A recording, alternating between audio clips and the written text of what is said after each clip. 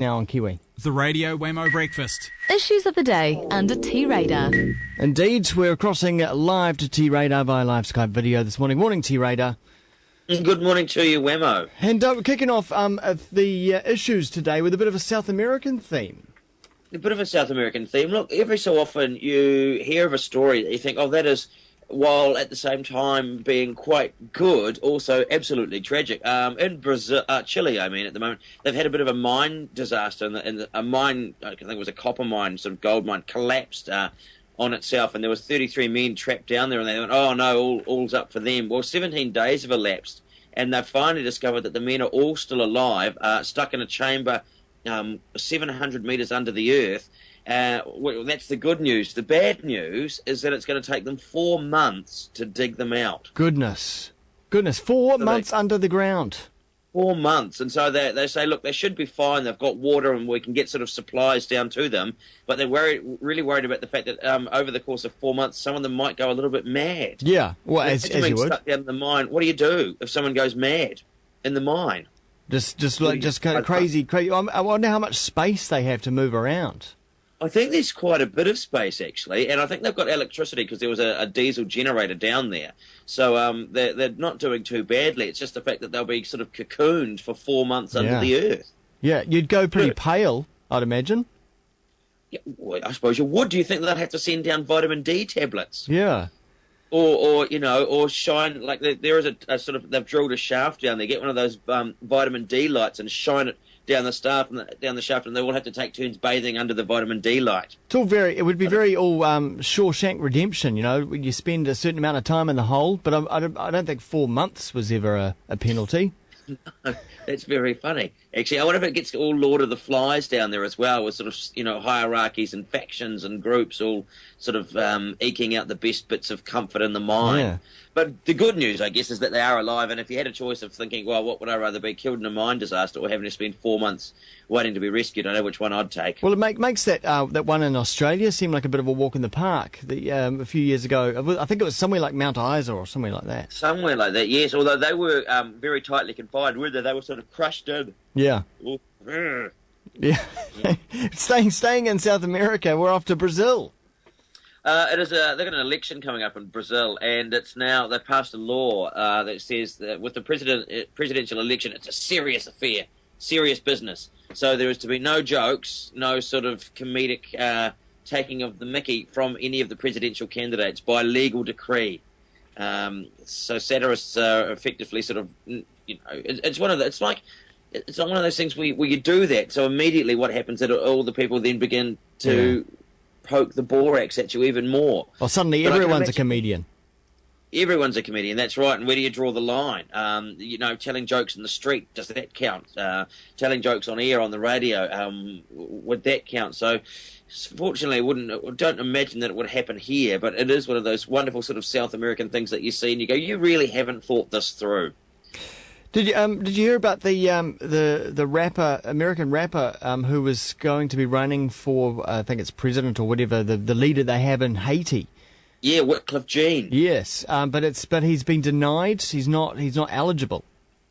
Oh. For what reason? I did think I did see that, but I never really figured out quite why. He is Haitian, isn't he? Could be his rapping roots. I don't know. Could well be. Could be some of the pithy sort of lyrics from some of his songs, perhaps.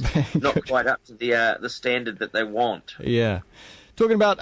He might need to go and console himself by talking to his dog.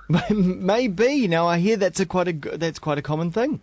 It is. Apparently a third of people, nearly a half of people, vent their problems to their pets. And so instead of sort of discussing it with someone else, they find their pet, their dog or their cat, and they sort of go, oh, look, this is no trouble of the day. And worse still, for men, women, a third of women say that their pet, particularly their dog, is a better listener than their partner. Huh. To be fair, that doesn't come as a surprise. Well, because it just listens, right? Just listens. All it does. Yeah. Yeah.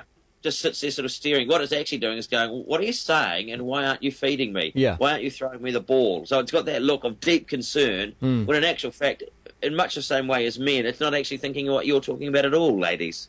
It's on quite a different subject. Yeah. Didn't you love it when a dog though does hear something that it thinks is unusual and it tilts its head? It goes, what?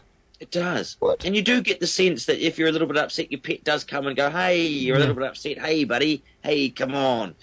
And about 15% of men apparently reckon that their dog shows them more affection than their loved ones. Yeah.